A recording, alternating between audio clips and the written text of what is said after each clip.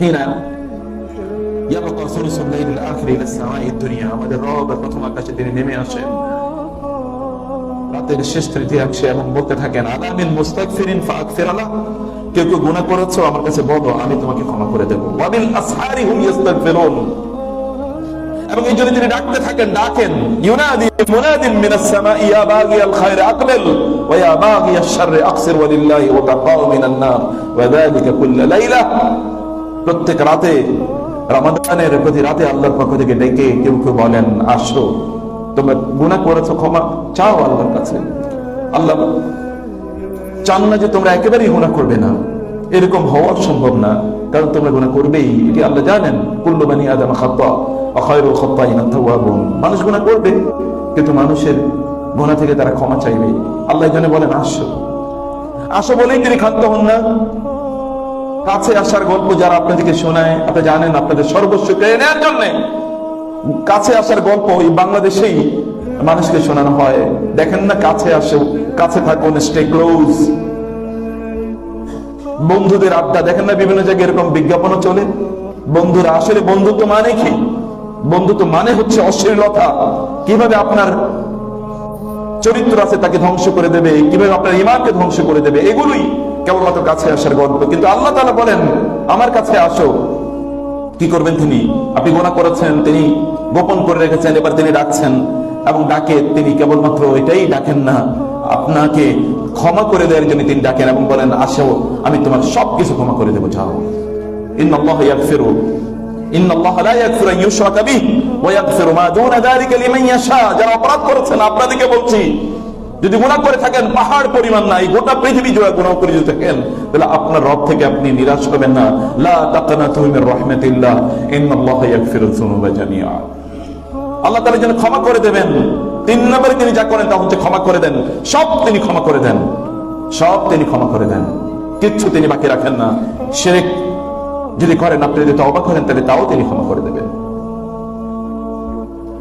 আল্লাহ সুবহানাহু ওয়া তাআলা কেবল ক্ষমাই করে দেন, আল্লাহ তাআলা কেবল ক্ষমাই করে দেন না, ঠিক আছে যাও তোমাকে মাফ করে দিলাম, কিন্তু তুমি আমার কাছে আর আইসো না, তুমি আমার কাছে আর এসো না, তুমি দূরে দূরে থাকবে, তোমার চেহারা যেন আমি না দেখে, যাও তোমাকে ক্ষমা করে দিলাম। আল্লাহ কি তা তেমন কি তিনি করেন? তিনি তেমন করেন না। তিনি আপনার আমল নামে যে গুনাহগুলো ছিল না, সবগুলো গুনাহকে এবার তিনি সওয়াবে রূপান্তরিত করে দেন। বলো তুমি গুনাহ করেছিলে, যাও এখন আর এটা গুনাহ হিসেবে লেখা থাকবে না, এখন এটা সওয়াব হিসেবে লেখা থাকবে তোমার আমল নামে। ইল্লা মান তাবা ওয়া আমানা ওয়া আমিলা আমালান সালিহা ফাউলাইকা ইউবাদদিলুল্লাহু সাইয়্যাতিহিম হাসানাত ওয়া কানা আল্লাহু গফুরুর রহিমা। যে ব্যক্তি তওবা করে, তার আমলকে সংশোধন করে নেয়, ফাউলাইকা ইউবাদদিলুল্লাহু সাইয়্যাতিহিম হাসানাত, আল্লাহ তাআলা তার গুনাহগুলোকে হাসানাতে রূপান্তরিত করে দেন। ভালো, এখন তুমি আমল করেছো, এটা ইট উইল বি চেঞ্জড, এটা পরিবর্তিত হবে ফ্রম সিন টু ভার্চু। এটা অপরাধ থেকে এখন তোমার সওয়াবে রূপান্তরিত হয়ে যাবে। শুধু কি তাই করে তিনি ক্ষান্ত হন? তিনি তা করেই ক্ষান্ত হন। তিনি এবার বলেন যাও তোমার জন্য বিস্তৃত জান্নাত আমার নিজের হাতে আমি তৈরি করে রেখেছি, যাও এই বিস্তৃত জান্নাতে তুমি প্রবেশ করো। এমন রব আপনি কোথায় পাবেন? এমন রব আপনি কোথায় পাবেন? সে রবের কাছে আপনাকে ফিরে আসা দরকার।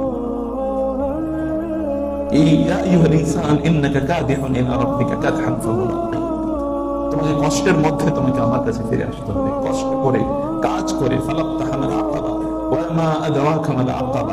তোমাকে গিরিপথ, বন্ধুর পথ অতিক্রম করে তোমাকে আমার কাছে আসতে হবে। সম্মানিত ভাইরা, প্রিয় বোনেরা, আল্লাহর কাছে আসার জন্য আমাদের কি করণীয় জানেন?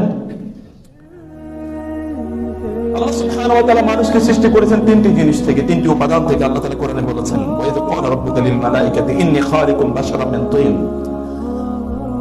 ফাইযা সাওয়াইতুহু ওয়া নাফাখতু ফীহি মিন রূহি ফাকাউ লাহু সাজিদিন ফাসজাদাল মালাইকাতু কুল্লুহুম আজমাউন ইল্লা ইবলিস আবা আন ইয়াকুনা মিনাস সাজিদিন। সূরাতুল হিজর। আল্লাহ তাআলা কি বললেন? ওয়ালাকাদ খালাকনা ওয়া ইয ক্বালা রাব্বুকা লিল মালাইকাতি, যখন আল্লাহ তাআলা ফেরেশতাদেরকে বলেন ইন্নী খালিকুম বাশারাম মিন তিন, আমি মানুষকে মাটি থেকে সৃষ্টি করতে যাচ্ছি, I am going to create a different creation from the soil, from earth, আমি মাটি থেকে মানুষকে সৃষ্টি করতে চাই। আল্লাহ তাআলা সৃষ্টি করেছেন মাটি থেকে, এক নম্বর উপাদান। ফাইদা সাওয়াইতুহু, অতঃপর আল্লাহ তাআলা তার মধ্যে একটা তাসওয়িয়া তৈরি করে দিয়েছেন। তাসওয়িয়া মানে হচ্ছে ব্যালেন্স। আল্লাহ তাআলা মানুষের মধ্যে একটা ব্যালেন্স তৈরি করে দিয়েছেন। কেবল মাটি একমাত্র উপাদান না, মানুষের মধ্যে এক্সট্রা অর্ডিনারি একটা কোয়ালিটি আছে, যে কোয়ালিটি কেবলমাত্র আল্লাহ তাআলা মানুষকে দিয়েছেন, আর কাউকে দেন নাই। কেবল মানুষকে দিয়েছেন। ওয়ানাফাতু ফীহি মির রূহি, এবং আমার একটা স্পেশাল, একটা মিরাকুলাস ক্রিয়েশন আমি তার মধ্যে ইনসার্ট করে দিয়েছি, সেটা হচ্ছে রূহ। এটি আল্লাহ তাআলা করে দিয়েছেন আমাদের মধ্যে, এটি আল্লাহ তাআলা তৈরি করে দিয়েছেন। প্রিয় ভাইরা, শয়তান যখন এই তিনটি জিনিসের সমন্বয় ঘটে, ফাকাউ লাহু সাজিদিন ফাজদাদাল মালায়েকাতু কুল্লুহুম আজমাউন ইল্লা ইবলিস, ইবলিস ছাড়া সকল ফেরেশতারা, কুল্লুহুম আজমাউন, একজন ফেরেশতা বাকি ছিল না, সকল ফেরেশতা এই আদমের জন্য সিজদায় লুটিয়ে পড়ে। কেন? তিনটি এমন জিনিস তার মধ্যে আছে যেটি অন্যের মধ্যে নাই। কেবলমাত্র মাটি দিয়ে আল্লাহ তাআলা মানুষকে সৃষ্টি করেছেন এমন না, মাটি দিয়ে আল্লাহ তাআলা অনেক কিছু সৃষ্টি করেছেন। যে গাছগাছালি, এগুলো তো মাটি থেকেই। এই যে প্রাণীকুল যা আছে, এগুলো মাটি থেকে। কেবল তিনি জিনকে সৃষ্টি করেছেন আগুন থেকে, আর ফেরেশতাদেরকে সৃষ্টি করেছেন নূর থেকে, আর সব কিছু যা কিছু দেখছেন আপনার আশেপাশে এই পৃথিবীতে, সব তিনি মাটি থেকে সৃষ্টি করেছেন। অতএব মাটি একমাত্র উপাদান না মানুষের সৃষ্টির, এটি তার শ্রেষ্ঠত্বের কারণও না। তার শ্রেষ্ঠত্বের আর দুটো যে কারণ আছে, সেই দুটো কারণে আমরা ভুলে যাই। শয়তান যখন আলোচনা করেছে, শয়তানকে যখন বলা হলো কেন তুমি তাকে সিজদা করলে না, আমি তোমাকে নির্দেশ দিয়েছি। শয়তান বলল খালাকতানি মিন নার ওয়া খালাকতাহু মিন তিন আসজুদু লিমান খালাকতা তিনা, আপনি যাকে মাটি থেকে সৃষ্টি করেছেন আমি কেন তাকে সিজদা করব? আপনি আমাকে সৃষ্টি করেছেন আগুন থেকে, তাকে সৃষ্টি করেছেন মাটি থেকে, আমি কেন তাকে সিজদা করব? শয়তান বুঝেছে কোন ইস্যুটা আলোচনায় নিয়ে আসা দরকার। শয়তান এর মাধ্যমে তার নিজকেও ধোঁকায় ফেলেছে এবং বনি আদমকেও সেই শয়তান ধোঁকায় ফেলেই যাচ্ছে অব্যাহতভাবে। কিন্তু আপনাকে জানা দরকার, আপনার আর যে এক্সট্রা অর্ডিনারি দুটো কোয়ালিটি আল্লাহ তাআলা আপনার মধ্যে দিয়েছেন, সেই দুটো কোয়ালিটি কি? সেই দুটো কোয়ালিটি একটি হচ্ছে আল্লাহ তাআলা আপনার মধ্যে স্ট্রাইকিং তাসওয়িয়া, সাওয়া। আল্লাহ তাআলা সে কথা বলেছেন, ইয়া আইয়ুহাল ইনসান মা গাররাকা বিরাব্বিকাল কারীম আল্লাযী খালাকাকা ফাসাওয়াকা ফাআদালাক। তাসওয়িয়া বারবার আল্লাহ তাআলা তাসওয়িয়ার কথা বলেছেন, সাওয়া সাওয়া, আমি তার মধ্যে সাওয়া করে দিয়েছি। সাওয়া মানে অর্ডিনারি, সাওয়াউন আলাইহিম আনজারতাহুম, ব্যালেন্স। এমন একটা জিনিস আল্লাহ তাআলা তৈরি করে দিয়েছেন। এই জন্য মানুষ এর মধ্যে আল্লাহ তাআলা এমন এক দক্ষতা দিয়ে দিয়েছেন যেটি পশুদের মধ্যে নাই। পশু যদি কোনো খাবার দেখে তাহলে সে ঝাঁপিয়ে পড়ে, এটা হালাল খাবার নাকি হারাম খাবার ও কোনোদিন চিন্তা করে না। কুকুর যদি দেখে কোনো খাবার, ও ঝাঁপিয়ে পড়ে, ও চিন্তা করে না যেটিকে হালাল নাকি হারাম। কিন্তু মানুষ যখন দেখে তখন সে চিন্তা করে। কুকুর যখন দেখে একজনের ব্যাংকে 1000 কোটি টাকা আছে, তখন ওইখান থেকে সে এগুলো লুট করে নিয়ে যাওয়ার চেষ্টা করে। কিন্তু মানুষ যখন দেখে তখন সে চিন্তা করে না, এটা তো আমার নাম, এটা ধরতে পারি না। কুকুরের চরিত্র উলাইকা কাল আনামি বাল হুম আদাল, একদম লোক আছে ওরা কুকুর অথবা কুকুরের চেয়েও খারাপ, ওরা শুকর অথবা শুকরের চেয়েও খারাপ। আল্লাহ তাআলা বলছেন বাল হুম আদাল। কারণ মানুষ যখন দেখে তখন সে চিন্তা করে। মানুষ যখন একজন নারীকে দেখে তখন তার দিকে সে তাকাবে না, সে আদমের সন্তান যদি হয়ে থাকে, সে যদি জান্নাতের বাসিন্দাদের অন্তর্ভুক্ত হয়ে থাকে, সে তাকাবে না ওইদিকে। কারণ সে জানে কোথায় ফুল স্টপ দিতে হয়, কারণ সে জানে কোনটা করতে হয় কোনটা করতে হয় না। তার সামনে বিভিন্ন ধরনের লালসা থাকে, বিভিন্ন ধরনের অ্যাট্রাকশন, ডেভিয়েশন তার সামনে কাজ করে, কিন্তু কোনোটাই সে স্পর্শ করে না। এটা মানুষের প্রধানতম বৈশিষ্ট্য, এটা মানুষের শ্রেষ্ঠতা। মানুষ জানে কোনটা করা দরকার কোনটা করা দরকার না। বনের পশু পাখিগুলো তারা ভাগাভাগি করে খায় না, তারা একাই সব খেতে চায়। তারপরও কিছু কিছু আছে, এরপর ওদের মধ্যে ভাগাভাগির এক ধরনের মানসিকতা আছে, কিন্তু মানুষ তা করে না। মানুষ তারা ভাগাভাগি করে খাওয়ার কথা। বনের পশু পাখিগুলো এগুলো একসাথে বসবাস করার যে ভালোবাসা, প্রেম, প্রীতি, এটি নিয়ে তারা করবে, তা তারা বুঝে না। কিন্তু আমরা ঘর বানাই, আমরা একসাথে থাকি, আমরা একটা সভ্যতা নির্মাণ করি। ওরা সভ্যতা নির্মাণ করতে জানে না, ওদের উন্নয়ন হয় না। তার যে অবস্থায় আছে সে অবস্থায় তারা থাকে, তার যে তার উন্নতি তারা করতে চায় না, তাদের আত্মার উন্নয়ন হয় না। এগুলো হওয়ার কোনো ইস্যু না, কিন্তু আল্লাহ তাআলা মানুষকে সেটি করে দিয়েছেন। মানুষ সেটি আল্লাহ তাআলা দিয়ে দিয়েছেন যে তুমি এটা বুঝো, এটা তুমি জানো, এটা তোমাকে করতে হবে। কোনটা তোমার জন্য হালাল, কোনটা তোমার জন্য হারাম, কোনটা তোমার জন্য বৈধ, কোনটা তোমার জন্য অবৈধ, কোনটা তোমার জন্য কল্যাণকর, কোনটা তোমার জন্য অকল্যাণকর, কোনটার জন্য তোমাকে পরকালে জবাবদিহি করতে হবে, কোনটার জন্য তোমাকে জবাবদিহি করতে হবে না। তুমি সবকিছু বুঝে বুঝে করবে, সবকিছু জেনে জেনে তুমি করবে। এটা হচ্ছে মানুষের ব্যালেন্স। সে জানে কোনটার মধ্যে কি ব্যালেন্স করতে হয়, তার পরিবারেও সে ব্যালেন্স রক্ষা করে, বাইরে গিয়েও সে ব্যালেন্স রক্ষা করে, সব জায়গায় সেটা করে। আল্লাহ রাসূলের মতো সাল্লাল্লাহু আলাইহি ওয়াসাল্লাম এমন মানুষ আল্লাহ তাআলার সৃষ্টিতে আর কেউ নাই।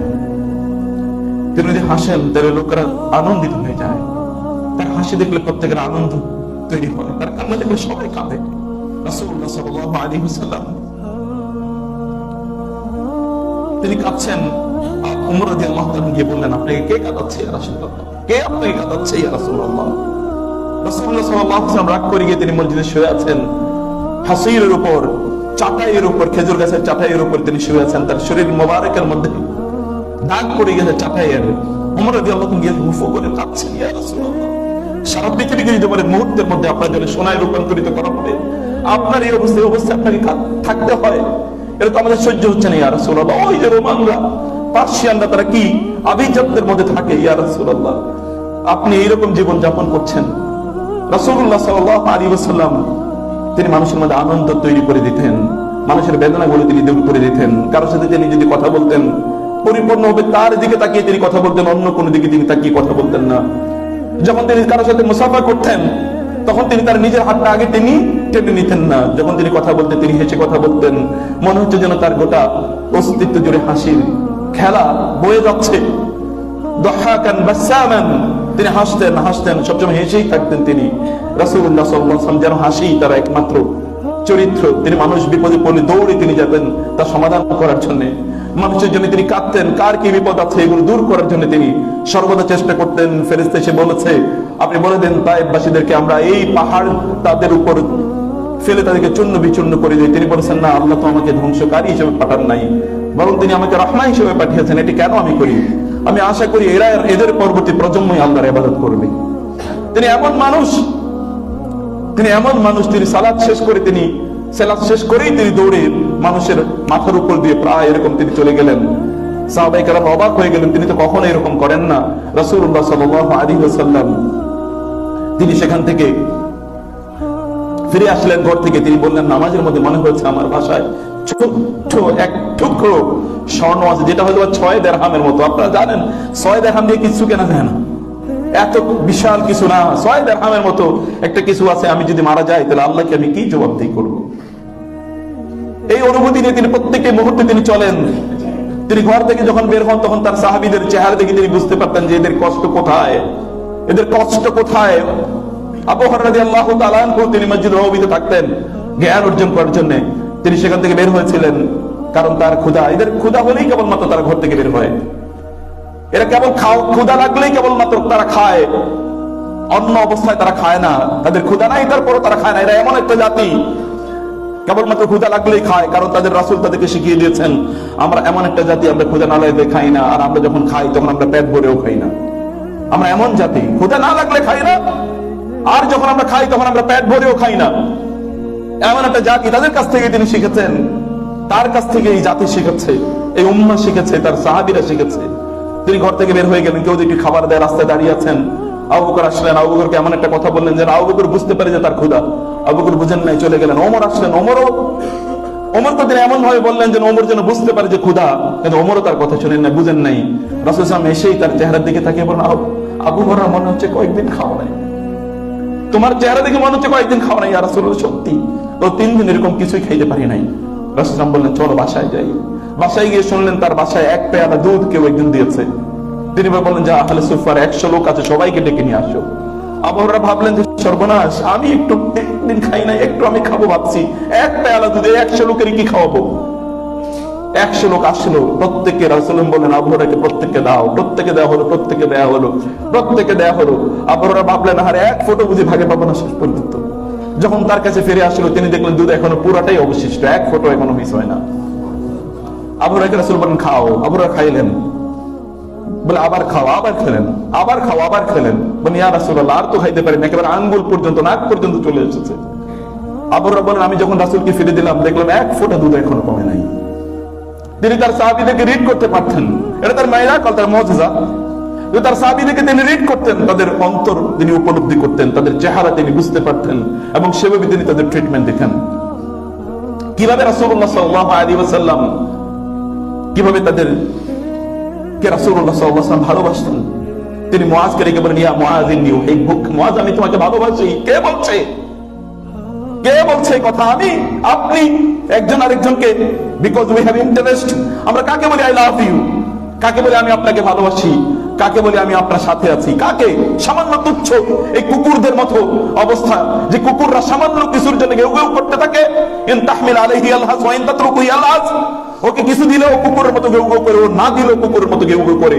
এই সকল লোকদের পিছনে তো আমরা 24টা ঘন্টা দৌড়াচ্ছি, এদের পেছনেই তো আমাদের সময় যাচ্ছে। এগুলো নিয়ে আমরা প্রত্যেকটি মুহূর্তে আমাদের যাচ্ছে। প্রিয় ভাইরা, আমি যে কথাটা বলছিলাম ওই জায়গায় আমি ফিরে আসবো। আমি বলছি, আপনার রাসূলের অবস্থা দেখেন না সাল্লাল্লাহু আলাইহি ওয়াসাল্লাম, তিনি কিভাবে অন্যদের জন্য তিনি কাজ করতেন। আর আমাদের অবস্থা হচ্ছে কিভাবে অন্যদেরকে ধ্বংস করে দিতে পারবে, এরকম প্ল্যান, প্রোগ্রাম, মানসিকতা নিয়ে আমরা প্রত্যেকটি মুহূর্তে চলি। ব্যালেন্স হারিয়ে ফেলেছি আমরা, যেটা দিয়ে আল্লাহ তাআলা আমাদেরকে সৃষ্টি করেছেন। যে কথা শয়তান আমাদেরকে ভুলিয়ে দিতে চায়, এবং শয়তান যেই অনুভূতি, যেই প্রবৃত্তি আমাদের মধ্যে তৈরি করে দিতে চায়, সেই কুকুরের মতো প্রবৃত্তি নিয়ে প্রত্যেকটা লোক এখন ঘুরছে। নেকড়ে বাঘের প্রবৃত্তি নিয়ে সে প্রত্যেকটা লোক ঘুরছে। আপনি তার অন্তর যদি পরীক্ষা করতে পারতেন, আল্লাযী ইয়ারাকা হিনা তাকুম ওয়া তাকাল্লুবাকা ফিস সাজিদিন, আপনার রবের সামনে গেলে কোনো কিছুই সেদিন ঢাকা থাকবে না, গোপন থাকবে না, সব কিছু সেদিন বের হয়ে যাবে। ওয়াহুসিলা মা ফিস সুদুর ওয়া আখরাজাতিল আরদু আসফারাহা ওয়া ক্বালাল ইনসানু মা লাহা ইয়াওমাইযিন তুহাদ্দিসু আখবারাহা। এই জমিন বলে দেবে কি কি করেছেন, কি আকাম কুকাম করেছেন, এই জমিনে কি অপরাধ করেছেন, রাতের অন্ধকারে কার বিরুদ্ধে কি কি করেছেন, কি কি পরিকল্পনা নিয়েছেন, রাতের অন্ধকারে কোথায় কি কি কথা বলেছেন, দিনের আলোতে কোথায় কি কি করেছেন, এগুলো সব সেই দিন এই জমিন পর্যন্ত বলে দেবে, সব বলে দেবে। কোনো কিছু সেই দিন গোপন থাকবে না। অন্তরে কি কি লালন করেছেন, কি কি হিংসা, বিদ্বেষ, ঘৃণা, অবজ্ঞা, অন্যকে তুচ্ছ তাচ্ছিল্য করা, কি কি জিনিস আপনি লালন করেছেন, সেই দিন সব অন্তর পর্যন্ত বলে দেবে আপনার যে আপনি কি কি করেছেন। আল্লাহ সুবহানাহু ওয়া তাআলা তিনি যে প্রবৃত্তি দিয়ে আপনাকে সৃষ্টি করেছে, যে যোগ্যতা দিয়ে আপনি সৃষ্টি করেছেন, you have in the meantime lost it because you are defeated by shaitan and you have become worse than the animals, beasts. আপনি এর মধ্যে শয়তানের প্রবৃত্তিতে, শয়তানের প্ররোচনায় পড়ে আপনি এদের মধ্যে এইরকম একটা অবস্থায় গিয়ে গিয়েছেন। এই জাতীয় রাসূলুল্লাহ সাল্লাল্লাহু আলাইহি ওয়াসাল্লামের যে আচরণ, ভালোবাসা, এগুলো এই উম্মার মধ্যে এখন আর নাই। এই উম্মাহ বুঝেই না আল্লাহর রাসূলের ভালোবাসা কি, এই উম্মাহ বুঝেই না আল্লাহর রাসূলের ভালোবাসা কি। রাসূলুল্লাহ সাল্লাল্লাহু আলাইহি ওয়াসাল্লামের ঘরে সাহাবারা যেতেন, সেখানে খেতেন, গল্প করবেন, রাসূল মুখ ফুটে একটা কথা বলতে পারতেন না। আল্লাহ তাআলা বললেন, যখন তোমরা খাবে, ফাইযা তু'ইমতুম, যখন তোমরা খাবে, ফান্তাশিরু, তখন তোমরা সেখান থেকে বের হয়ে যাও। কারণ ইন্না যালিকা, এটা আল্লাহর রাসূলকে এটা কষ্ট দেয়। ইউজিন নবী, এটা কষ্ট দেয় আল্লাহর রাসূলকে, তোমরা এখানে থেকো না। তিনি তার মুখ ফুটে বলতে পারতেন, কেউ তার বাসায় দীর্ঘক্ষণ পর্যন্ত গল্প করছেন। তিনি এমন একজন মানুষ, কষ্ট দেয় তিনি ভাবেনই না। আর কষ্ট দেয় এখন আপনার সংস্কৃতি, আমাদের সংস্কৃতি হয়ে দাঁড়িয়েছে, আমাদের কালচার হয়ে দাঁড়িয়েছে। কিভাবে মানুষকে কষ্ট দেওয়া যায়, সেটা আমার কাজে হোক, আচরণে হোক, উচ্চারণে হোক, বডি ল্যাঙ্গুয়েজে হোক, ইত্তকার, এগুলোই যেন আমাদের একমাত্র এজেন্ডা হয়ে দাঁড়িয়েছে সর্বত্র। প্রিয় ভাইরা, রাসূলুল্লাহ সাল্লাল্লাহু আলাইহি ওয়াসাল্লাম, তাকে আমরা চিনিও না, তার কথা আমরা বুঝিও না, জানিও না। এখন আমাদের আদর্শ তো অন্যের আদর্শ, অমুকের প্রেসক্রিপশন, অমুকের গাইডলাইন, অমুকে কি বলেছে, তমুকের পিছনে লেজুর বৃত্তি, এগুলো সবগুলো মানুষের ক্যারেক্টার। দেখেন, সবগুলো ক্যারেক্টার এটাই। কেবলমাত্র তুচ্ছতা ছিল দুনিয়ার, যেটা আল্লাহ রাসূল বলেছেন, এই দুনিয়ার তুচ্ছতা ছিল পূর্ণ যা জিনিস, এগুলোর পেছনেই আমাদের প্রত্যেকটি জিনিস আমরা করে দাঁড়িয়েছি। ঈসা আলাইহিস সালাম, এটি আমাদের সালাফরা তার উল্লেখ করেছেন। ঈসা আলাইহিস সালাম, তিনি দেখে একটা বুড়ি যাচ্ছে, বুড়িকে জিজ্ঞেস করলেন, বুড়ি তুমি কে? বলো, আমি দুনিয়া। তুমি দুনিয়া? তো তুমি তো বুড়ি, এত সুন্দর জিনিস, এত অলংকার পরে আছো কেন? মানুষকে অ্যাট্রাক্ট করার জন্য। তো তুমি কি করো? বলে, আমি লোকদেরকে বিয়ে করি। বিয়ে করে তারপরে কি করে? তাহলে তুমি 1000 কোটি লোকের বিয়ে করেছো। হ্যাঁ, বিয়ে করেছি। এগুলো সব তালাক দিয়েছে নাকি? না, বা তালাক দেন, এগুলো সবার আমি গলা টিপে হত্যা করেছি। এগুলোকে আমি গলা টিপে সবগুলোকে হত্যা করেছি। বলে, তাইলে এগুলোই তুমি করে যাচ্ছ? এই লোকেরা বলছে না, বলে না, আমি এতটা সুন্দর হয়ে তার সামনে যাই, আমি যে বুড়ি, আমি যে কিছুই করতে পারবো না, ও বুঝেই না। আল্লাহ সুবহানাহু ওয়া তাআলা এই দুনিয়াকে কি করেছেন? ইন্নামা মাতাউল হায়াতুদ দুনিয়া, ইন্নামাল হায়াতুদ দুনিয়া মাতাউল গুরুর।